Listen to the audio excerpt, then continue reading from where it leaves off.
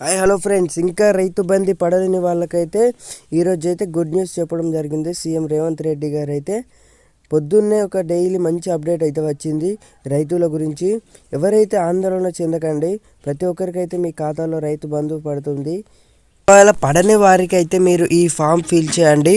అలా కూడా మీకు స్పందన లేకపోతే మీరు ఏం చేస్తారంటే ఒకసారి అయితే మీ బ్యాంకుని అయితే సంప్రదించండి. ఖచ్చితంగా మీకు వీడియోని అయితే ఫుల్ అయితే తెలుసుకుందాం.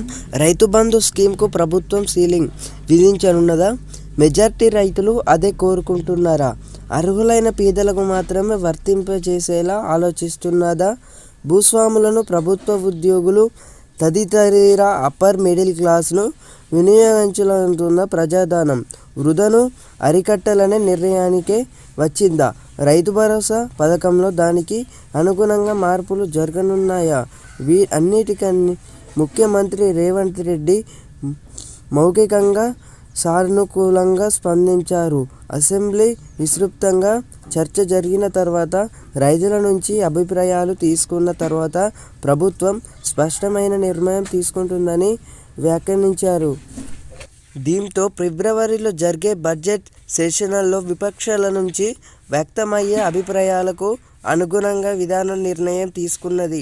గత ప్రభుత్వం రైతు బంధు స్కీమ్కు సరిగ్గా 2018 అసెంబ్లీ ఎన్నికల్లో సమస్య ప్రవేశపెట్టింది. సాగుభూమి ఉన్న వారందరికీ వర్తింపజేసింది.